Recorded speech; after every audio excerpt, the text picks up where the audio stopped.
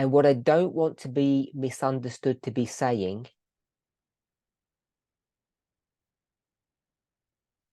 is that we are in a literal time of crisis. And when I say literal, I mean prophetically.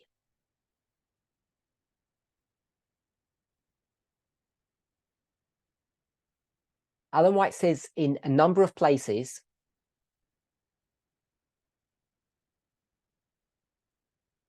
that it is in a time of crisis that character is revealed.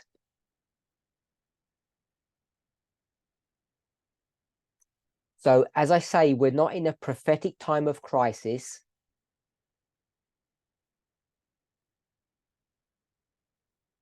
Because most, if not all, of the statements that she uses this phrase in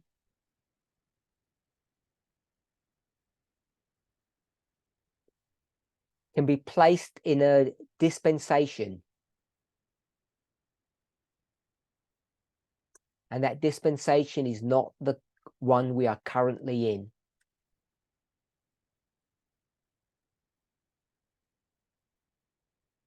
But as we head toward this crisis, when people know that something important is about to happen,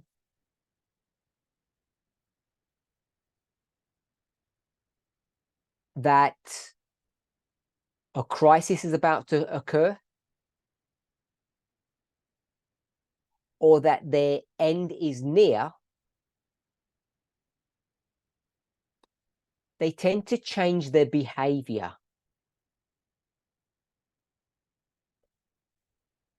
And what I've tried to do over the last 12 to 15 months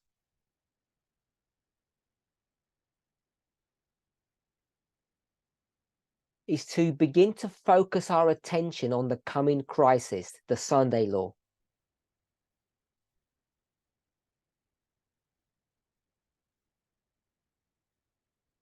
And I think in order for that to be done, we need to reconsider or reevaluate who we are and what we stand for.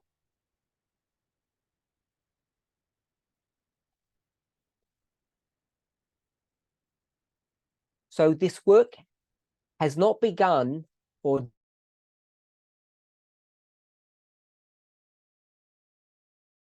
states.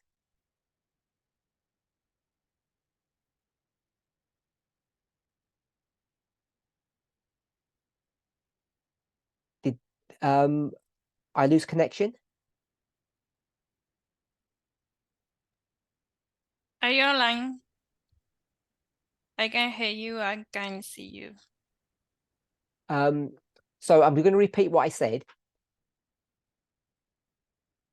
This work of preparing for the coming crisis didn't begin at the IPR camp meetings.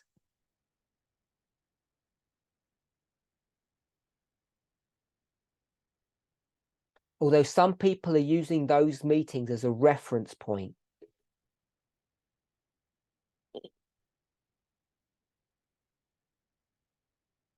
And last week, I spent some time in 2 presentations clarifying points that I had made earlier.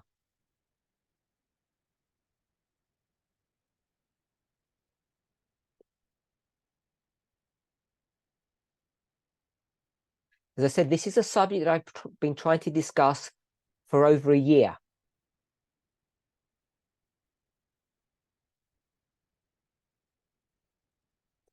And last week, I laid out certain phases of that work.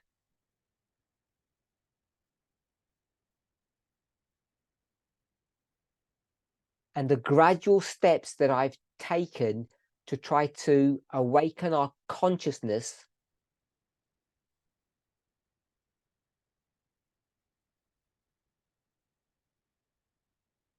considering the time in which we're living and the future crisis ahead of us.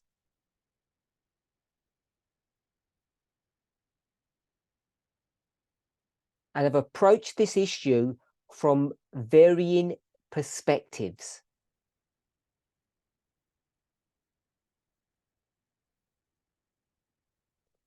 What my hope is that each of us, wherever we think that we are in this movement,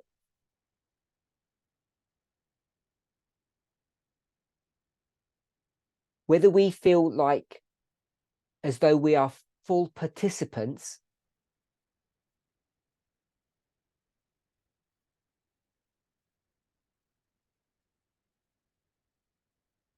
or that we have been disenfranchised. So I'll explain disenfranchised.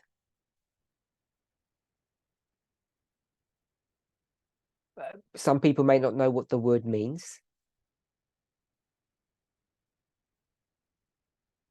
It's people who think that they have been unfairly treated.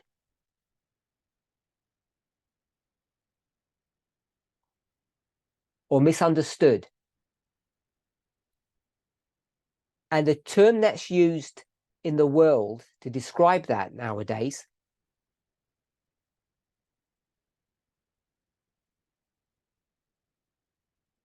is cancel culture,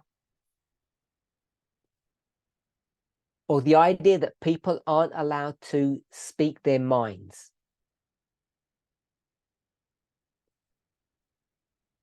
Now, I'm not trying to suggest that each of us or any of us can say anything we want to.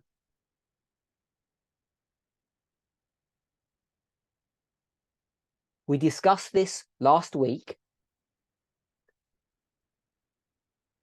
when I asked the question, or the question was posed,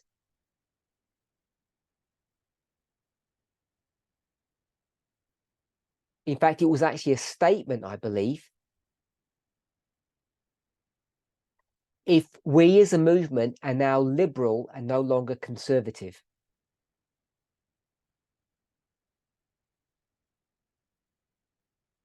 And I try to show that we are as conservative as we have ever been.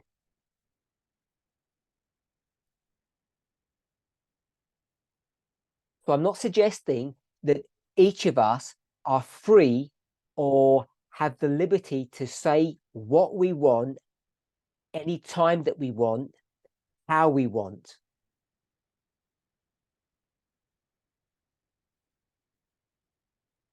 What, when, how.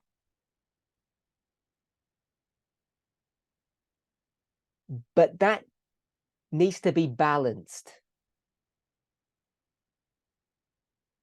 It needs to be balanced with the idea, with the belief, both corporately and individually, that we're all part of something. That we are not leaving groups of people by the side.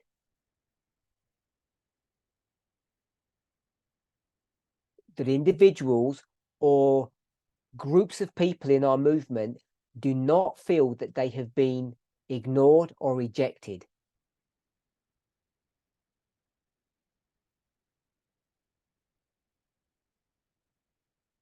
Now, I know for a certainty there are some, perhaps more than we appreciate, perhaps more than we're honest about,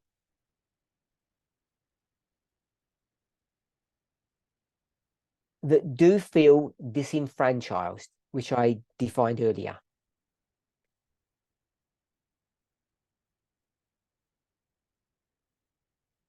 And what I want to do, both as a leader and as a member, in the closing moments of this dispensation, is to gather up the fragments to prepare for the coming crisis. And on the line of the 144,000, I believe we're all aware that there are two crises that follow back to back that are ahead of us.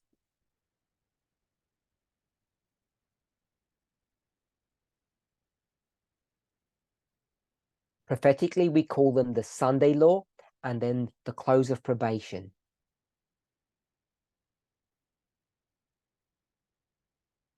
And it seems to me that this is the opportune moment, really the final opportunity for us to begin this work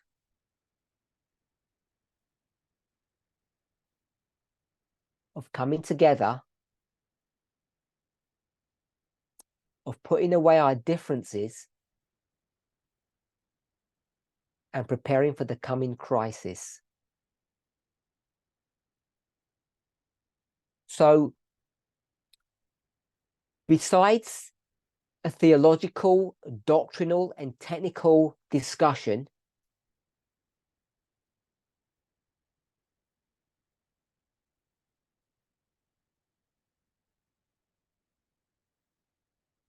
so I said doctrinal, theological, and technical, of course.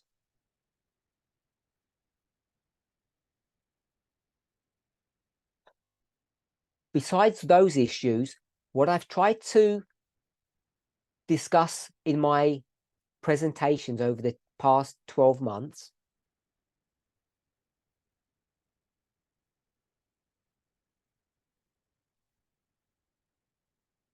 is to give an opportunity for those who feel rejected or separated from us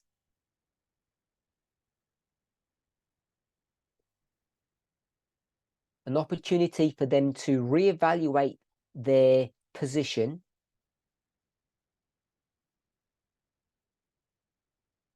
their thoughts and their feelings,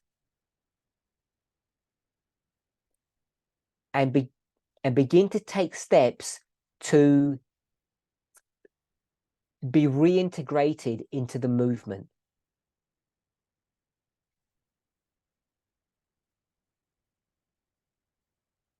Some have already left bodily, physically.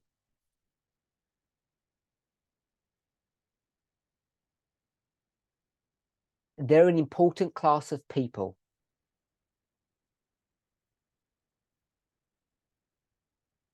But there's a forgotten class.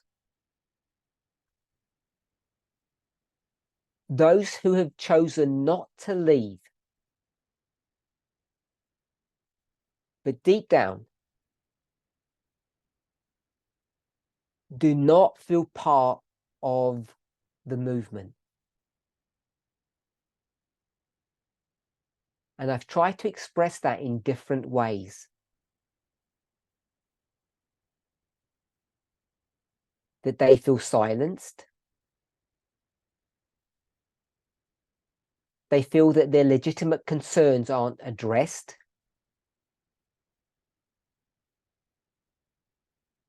That they can't question.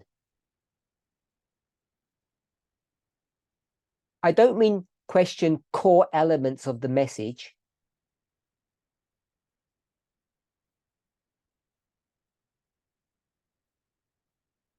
But there may be things that they disagree with.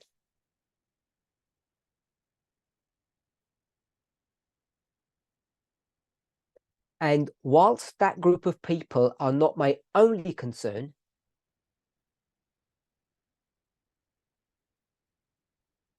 I think it's time for them and the rest of us to begin to have a conversation personally, publicly, and in our classes to try to attempt reconciliation.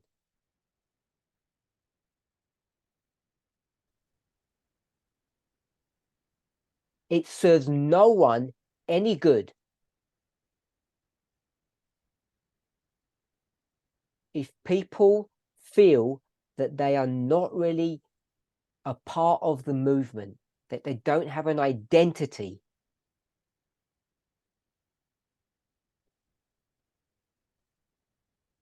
And I want us to consider these things wherever we stand, wherever we are in relationship to this issue, positive or negative.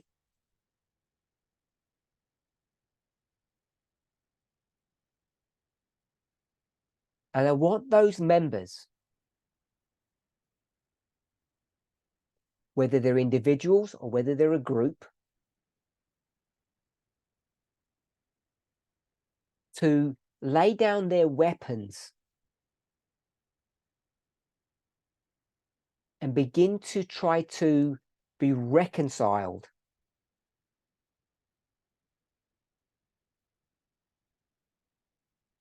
And that demands that the rest of us, those who feel part of this movement, that we have an obligation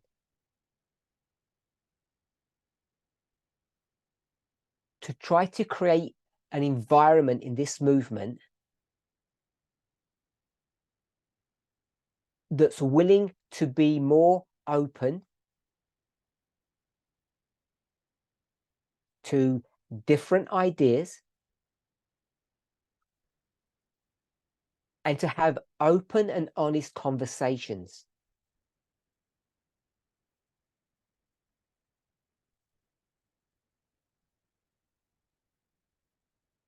In the past, whilst people may not have realized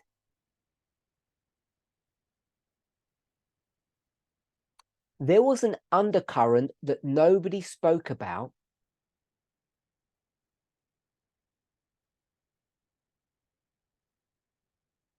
which was about American entitlement.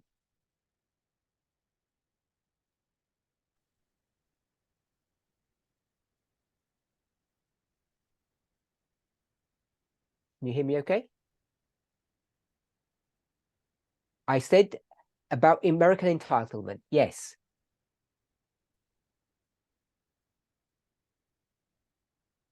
So this idea was based upon inspiration, where America was identified as being central to end-time prophecy.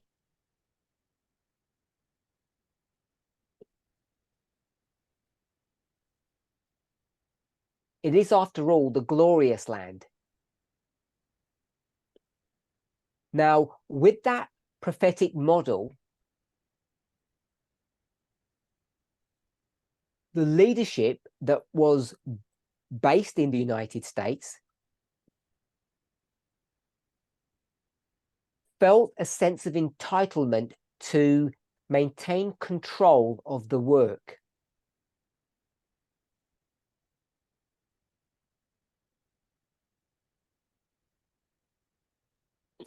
And that wasn't a problem until it began to be questioned.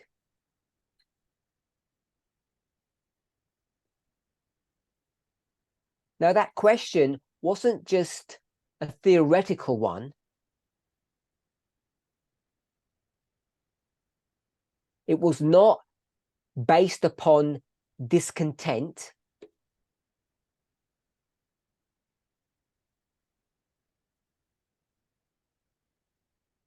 Or rebellion. But let's call it providence.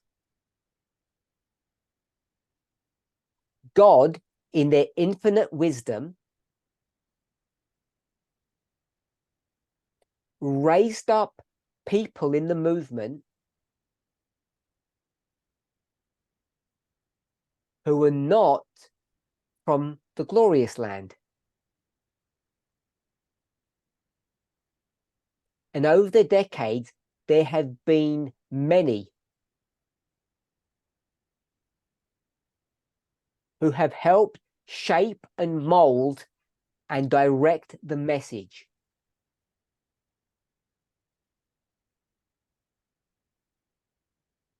But that began to be a problem when it was seen that they were beginning to take over leadership positions.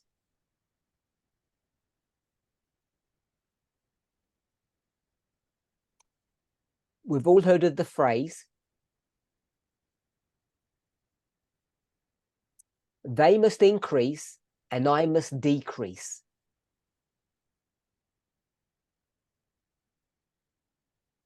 And the reality of that was more painful than people imagined it could ever be.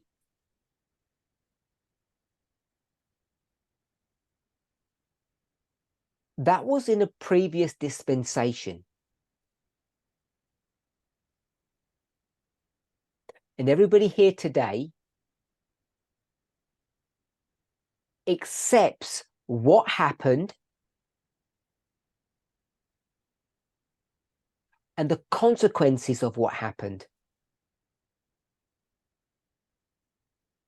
But we entered into another crisis in our movement. This was not based upon geography, nor race,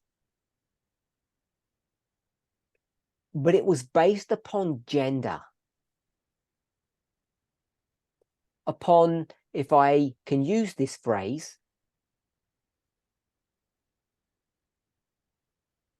the role and responsibility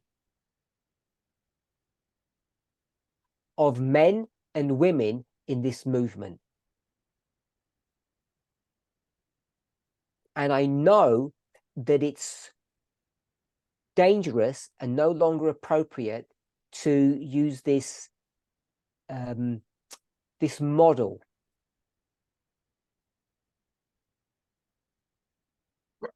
This bipolar model of humanity.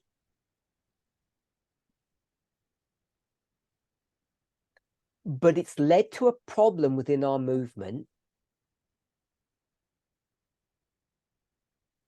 If you'll allow me to use this bipolar model for a little bit longer.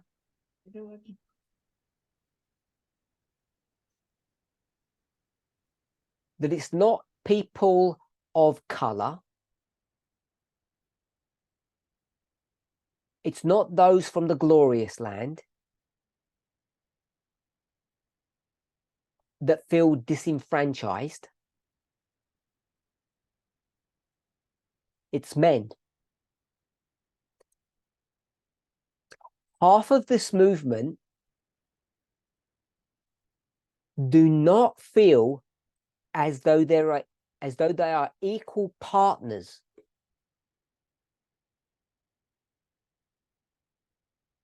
They feel as though they have been cancelled, silenced, unable to complain, unable to give their perspective, and basically left without a voice.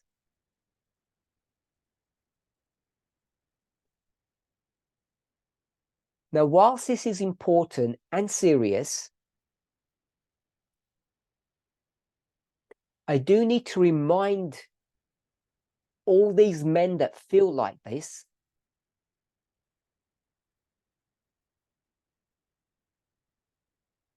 and I'm not saying it's every man, but this is the very experience that women have endured for millennia.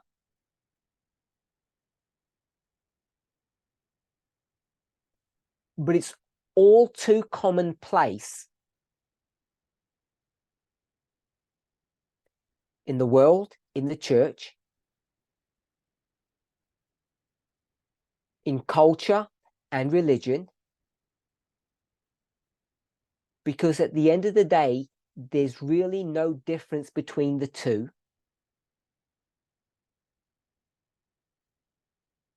No difference between the world and the church. No difference between culture and religion. A model that I've used frequently is that they're two sides of the same coin. And because we've all been indoctrinated, we've all grown up in this patriarchal framework,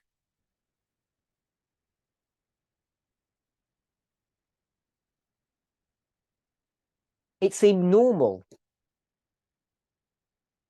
that men would lead, that their voices and opinions would be heard, that they would mold and shape the direction in which this prophetic movement would go.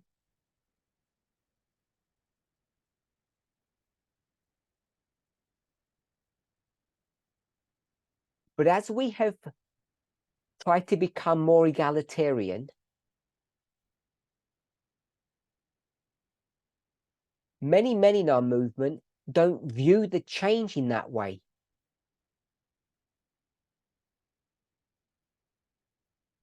I think many of them believe we have become more sexist.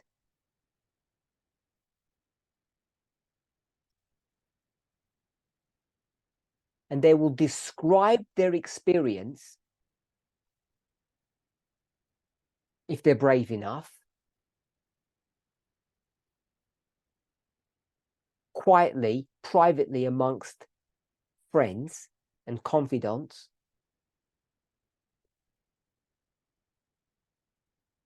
that they don't see equality because they see that their voices have been taken away.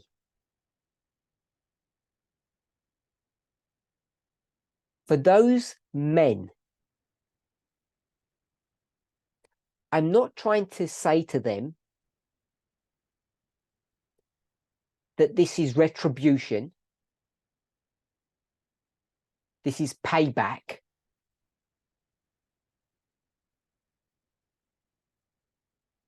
That this is women taking their revenge.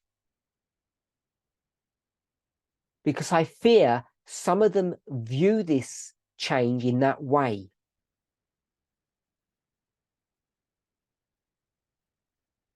But it's not. This is women who have, from the beginning of time, suffered under the oppressive force of men,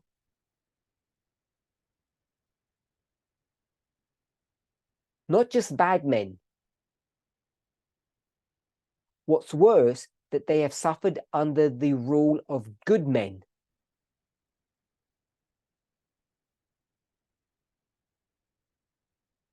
And I think in many ways that's worse.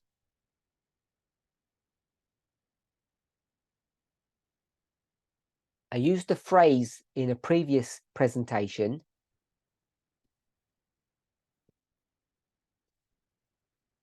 the enemy within the gate,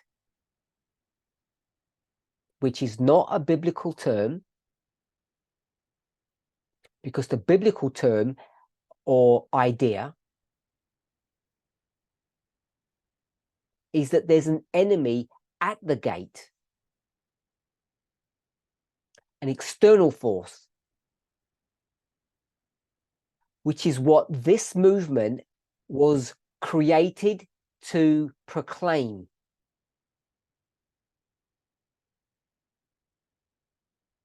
That there is an enemy at the gate,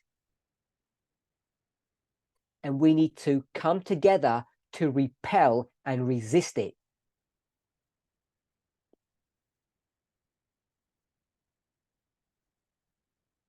But we cannot do that work until we deal with the enemy within.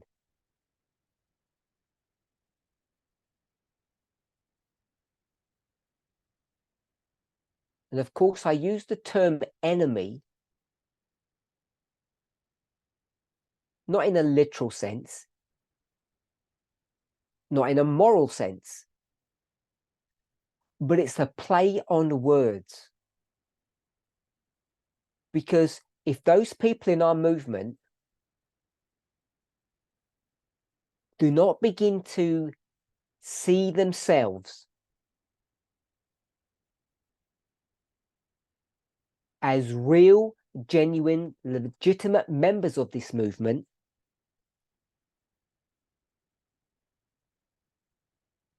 they won't join with the rest of us in resisting the external foe. Because there is one. We may not fully understand what it looks like. We may not understand what it means to resist this external force.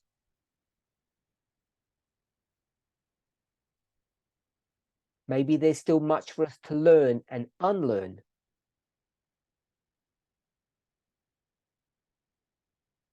But the great controversy is still intact. The core principles on which it's founded are still true.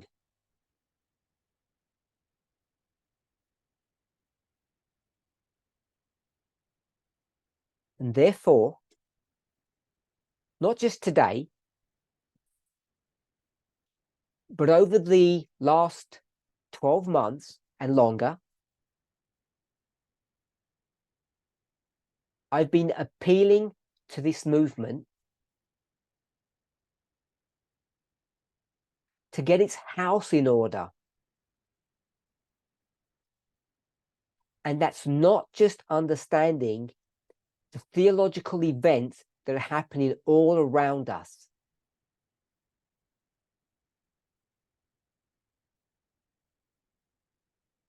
I'm not negating the need to study what's happening in the world.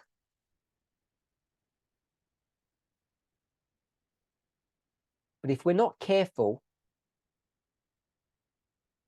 this work can, in and of itself, become a distraction.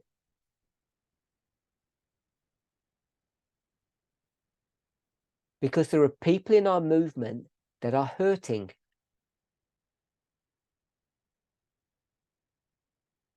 And that hurt is on different levels.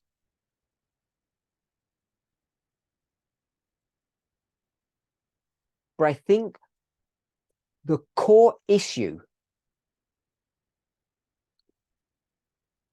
is that these people, the vast majority of whom are men, feel that they have been put to one side, sidelined,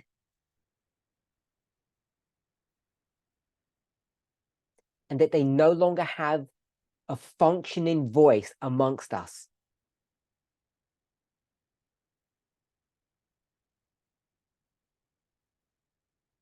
They may disagree with some of the finer points that we believe and teach.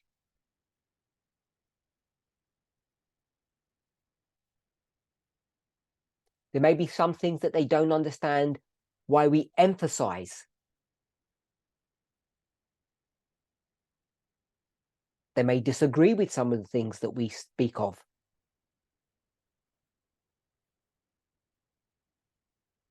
Whilst I am not in any way challenging or questioning the midnight cry message,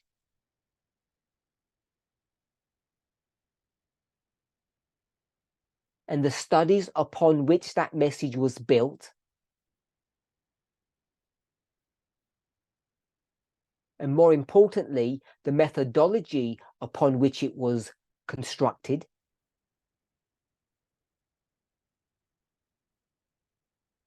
maybe some of the questions that these people have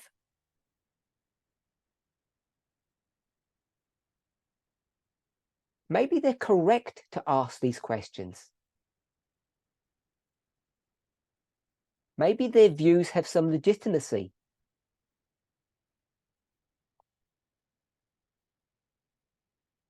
Maybe there are things we need to correct, or at least explain in a better way.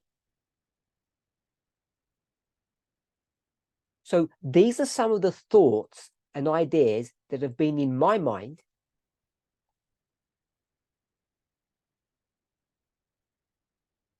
as we approach the Sunday law, as we are about to crash onto the beach.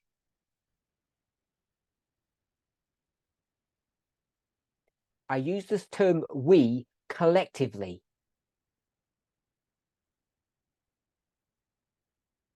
We, the world. As we do that, and we see the nearness of the time, surely it behooves us, it's our responsibility as much as lies in our power to search out the lost sheep of the house of Israel. And in this context, the house of Israel is this movement, the stone.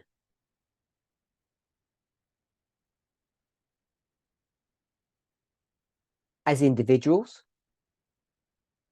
as fellowships, as ministries, and as leaders, I think it's our responsibility collectively to create a space before the crisis comes upon us and it's too late, to give an opportunity for dialogue, that misunderstandings, that hurt feelings can be discussed and hopefully overcome, so that we can have a sufficient level of unity upon which to move forward. So this is a short summary of what I've been trying to do over the past 12 months, when I have spoken, or when I began to speak about the subject of the Levites and then developed our thinking.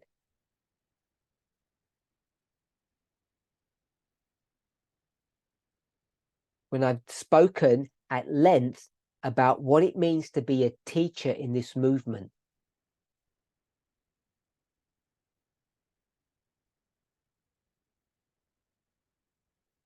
I got asked a question recently.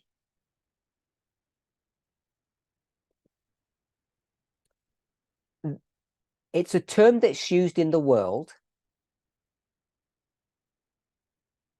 and depending on which part of the world you live, it could be phrased differently.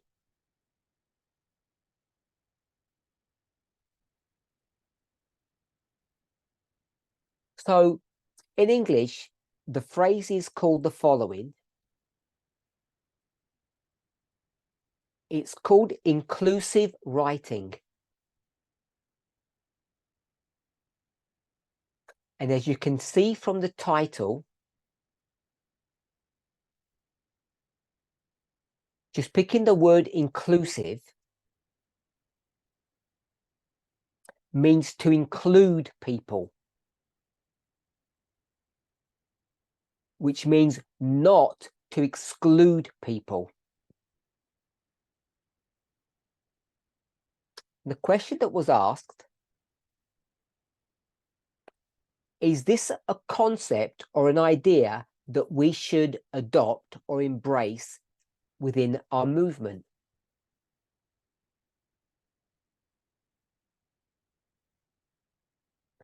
And if you have heard of the term before and done some research,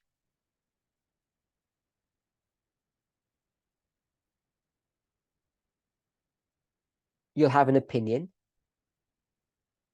If you haven't heard of the term before, I'm sure you'll look it up now.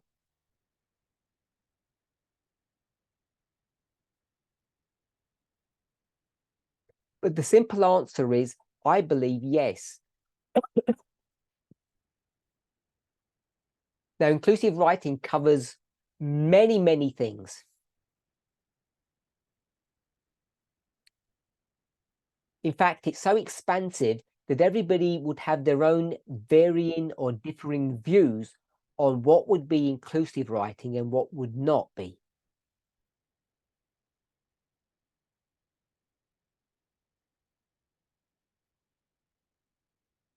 But simply put, I think it's good, both in our written form and spoken form, to use the core concepts of inclusive writing as much as possible.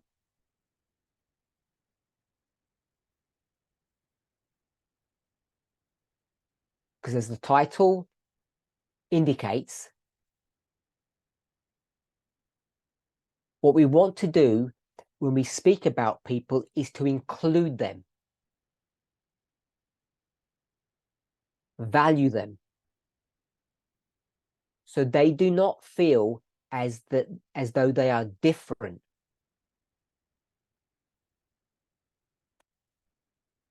So I'm sure that after having heard this term,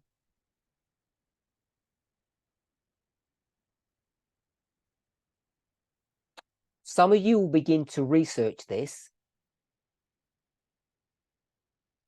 and perhaps someone might do a study on it, because it's all about including people rather than excluding them.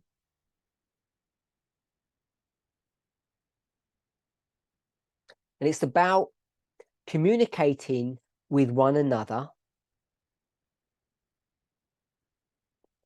based upon our shared humanity.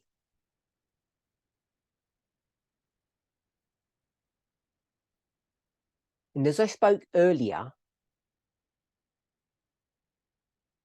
I think it helps people to feel part of something.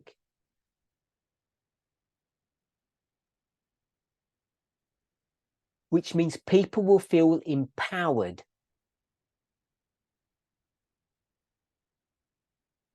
Rather than being set aside, disenfranchised, or another word that's often used is marginalized, which means obviously to be put on the margins or on the edge of something.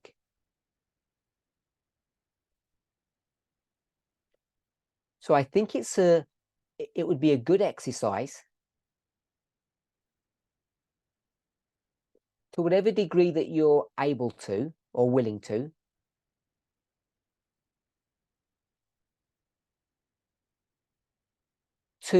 look at inclusive writing and begin to have some self-examination.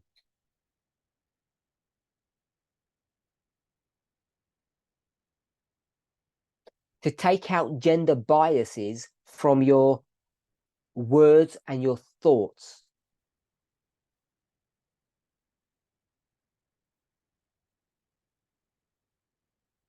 to not speak of people in reference to their what they look like or descriptions of their appearance.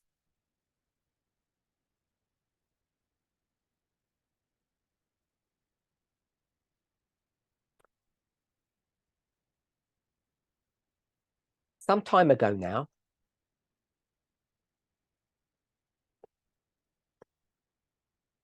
I mentioned in a presentation that I had a problem with women who had short hair.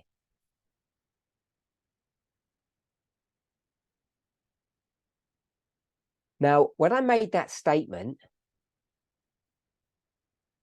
which was in the first person, not third person,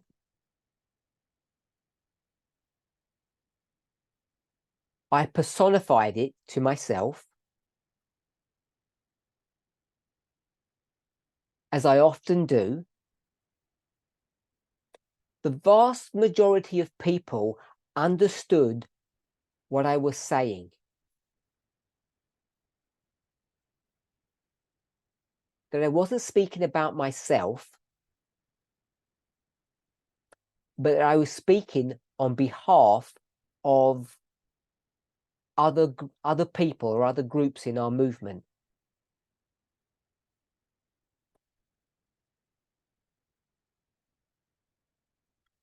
Now, as we've spoken about inclusive language, I want to remind us there's a difference between the words that we speak and the actions that we take,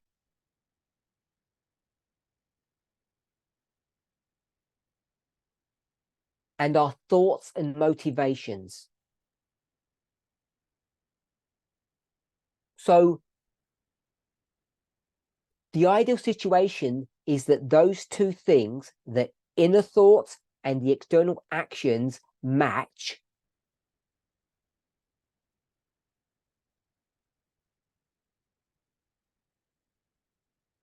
But that's a process.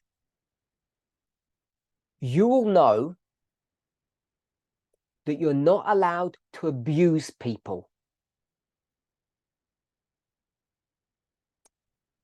Everybody knows that that is the right thing. They believe that. I say everybody, I mean in the movement. But there are still adults amongst us who abuse others. There are still men abusing women. And there are still parents abusing their children. So even though there may not be a desire as a parent to abuse your child,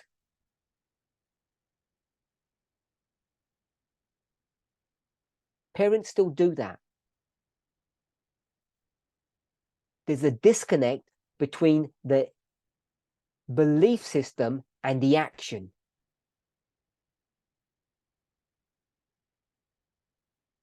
This is all to do with the studies related to the nature of humanity.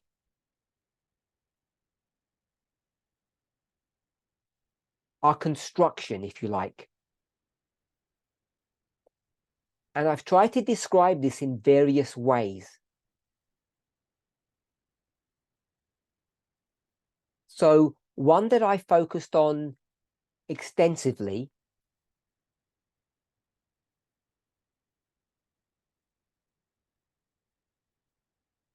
was the fast brain and the slow brain. And I think I've spoken about that so often. Most of us understand the concepts, at least to a degree.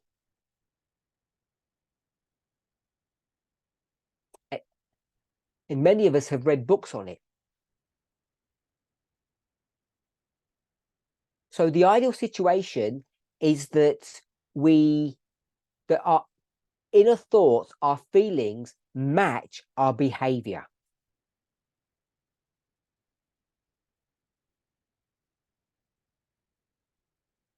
Now, sometimes our beliefs are correct,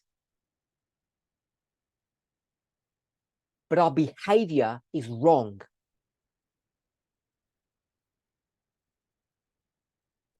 That's not good. But it's a reality of our humanity. Sometimes our behavior is good, but our thoughts and our feelings are not.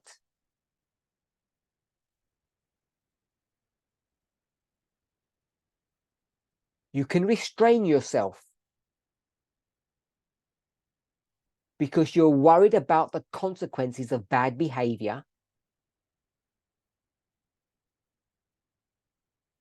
In English, they use the term, but you bite your tongue.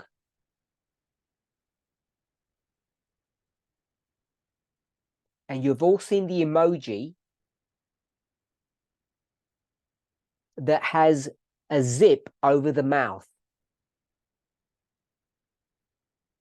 which means that you want to say something, but you're forcing your mouth shut.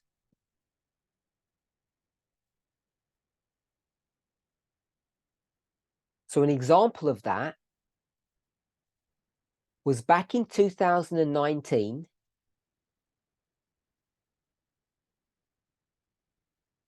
For one day,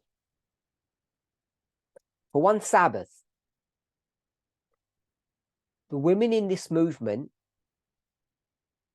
were told to wear pants or trousers,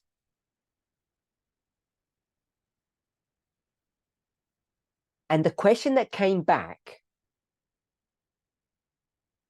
is, what if they don't believe in it? What should they do then? Because it became a test question. My response was, even if you disagree with it, the fact that you follow the rules or the command on that day,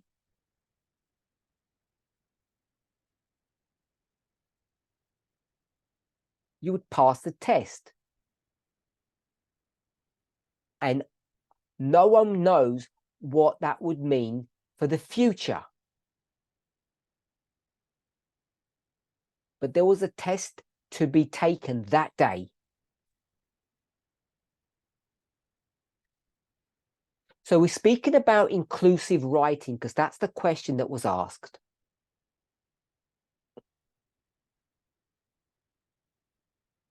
We've spoken about the differences of inner thoughts and external actions.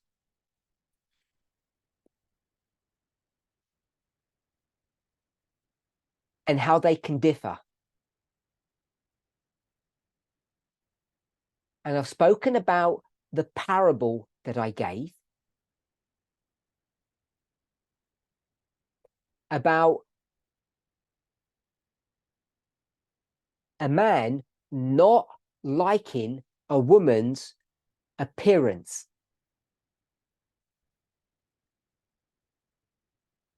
And it was in the context of short hair.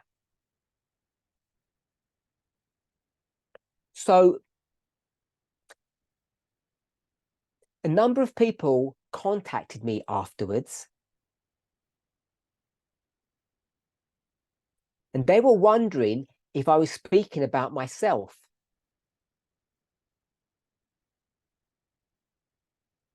Because they felt surprised that I would openly speak about my dislike of short hair.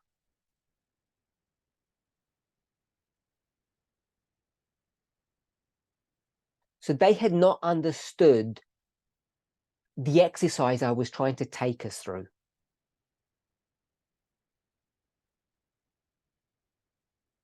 And one of the thoughts that came up in that discussion that I had with those several people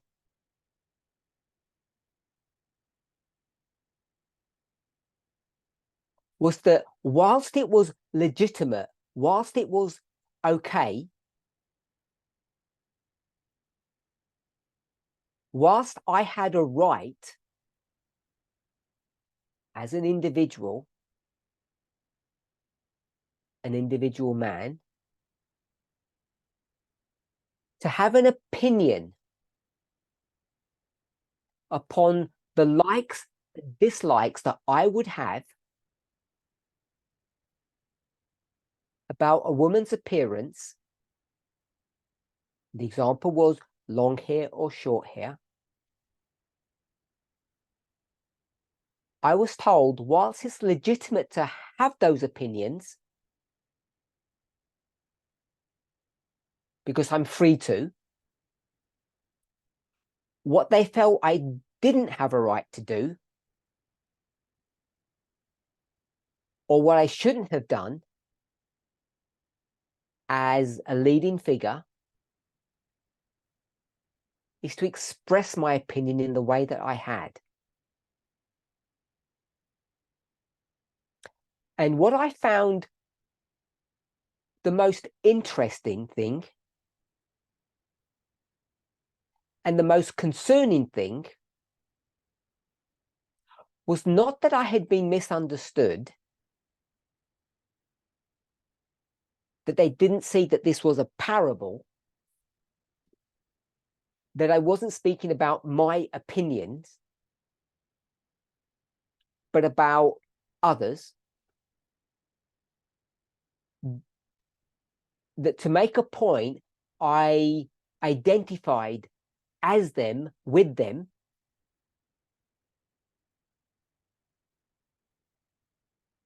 those men who have an opinion. So what I found most worrying, and maybe you will disagree with what I'm about to say,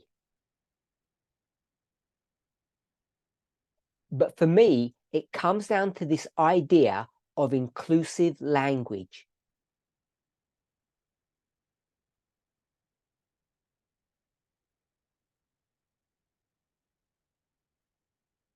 Because inclusive language is good.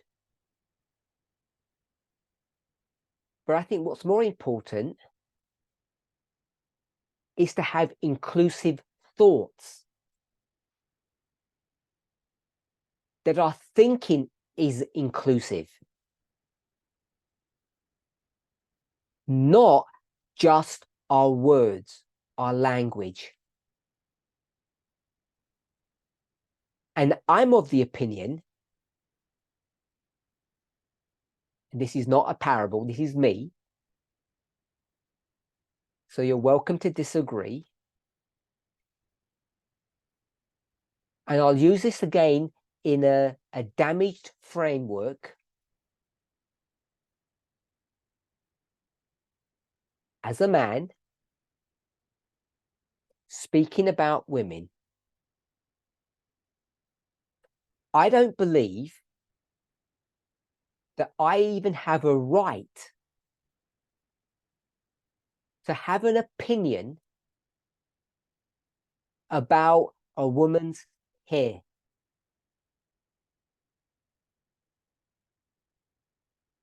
I use the word opinion. I don't think I have a legitimate, I don't think it's legitimate for me to have a personal preference. Because what ends up happening is that I end up marginalizing women based upon their looks. And I think that's, for me, fundamentally wrong. I think it's fundamentally correct for an individual, for a woman, to have a preference, to have a choice about her own look,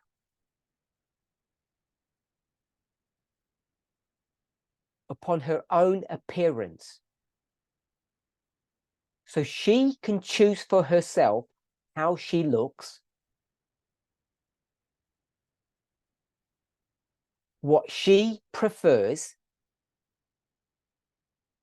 but as an outsider, third person, I don't think I have a legitimate right to have a preference.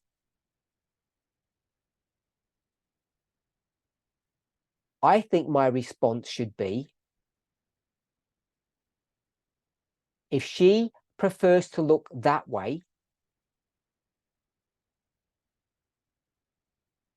then not only is that her right, then that's good for her.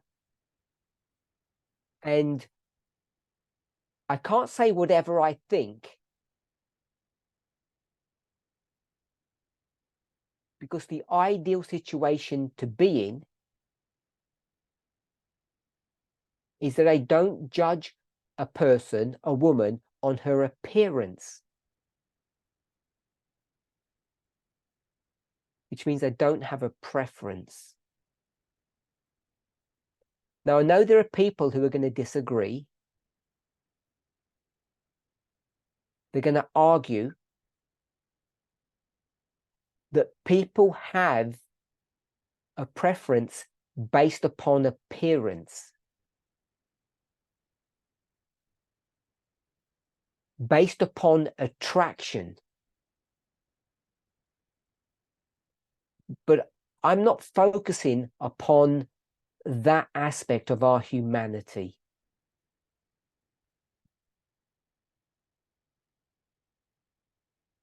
Because when we do,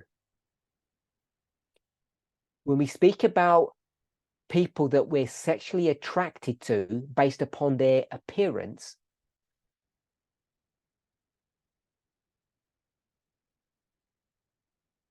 I think if we're not careful, we end up falling into a ditch.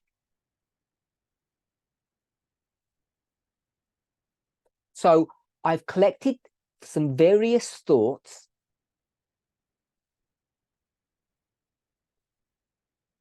and packaged them together into this question, which is about being inclusive,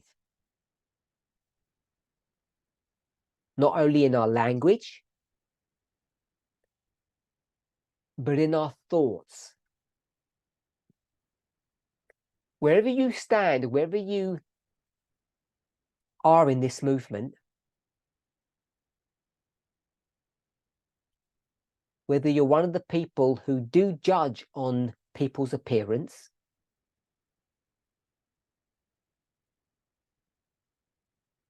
that you've told people that you prefer them a certain way, which means that you desire to mold them in your image according to your preferences,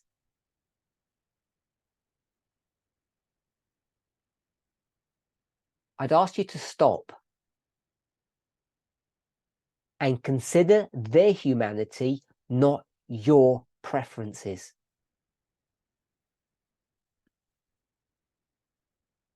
All of these thoughts, all of these ideas are all interconnected. And the connection is that we need to come together and to attempt to stop focusing upon our differences and not only see our shared humanity,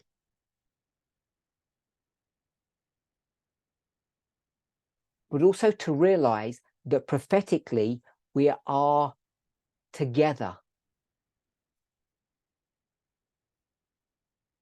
that we're not some random individuals, we're the 144,000 who are required to march in step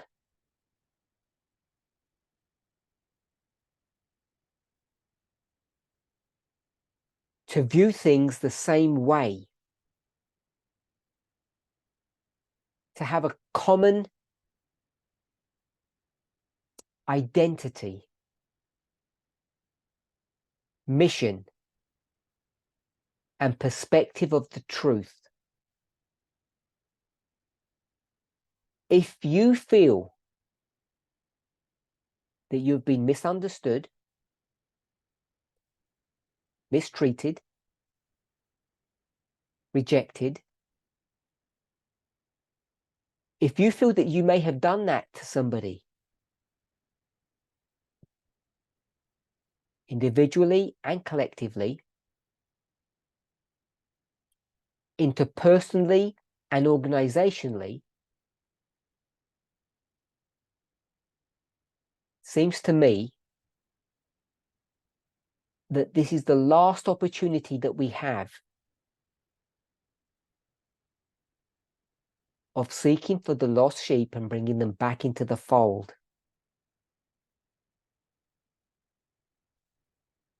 Some may make it back on their own, but the vast majority need to be searched out and healed. This is not license to ignore the truth, to pretend that there are no rights and wrongs, that we're free to believe what we want. But this is an opportunity for each of us to question our individual and corporate place in prophecy.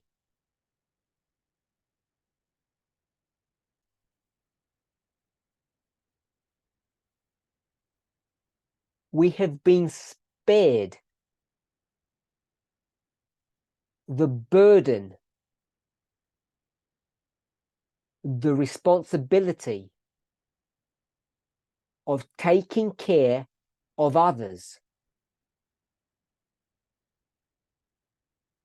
We have been spared the responsibility of having to take care of others.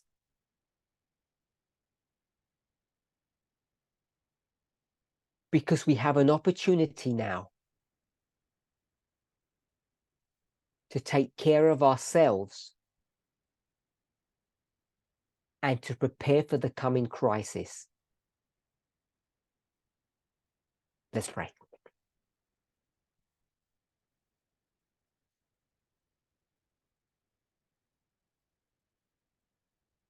Dear Lord, as we open this weekend camp meeting, as it takes its place in prophetic history, as together we explore the truths that you want us to understand,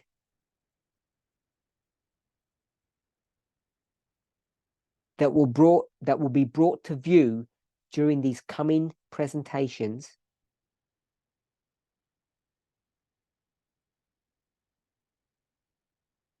I thank you for myself and behalf of all those in the movement for being allowed to be a part of this great prophetic movement, not only corporately, but as an individual, that you have given me a glimpse, that you have given each of us a glimpse into your divinity and what it means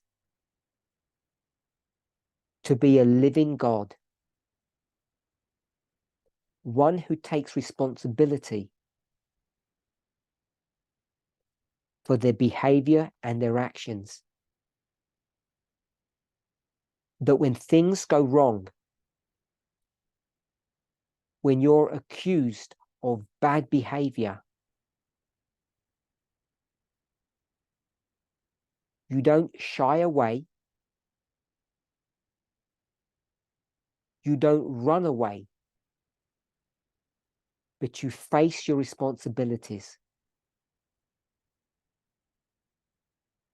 It's my prayer, and I hope the prayer of everybody here, and through the coming meetings, that we will enter into and share that part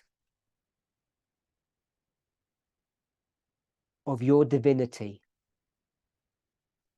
and we can live as your counterparts. In Jesus' name. Amen.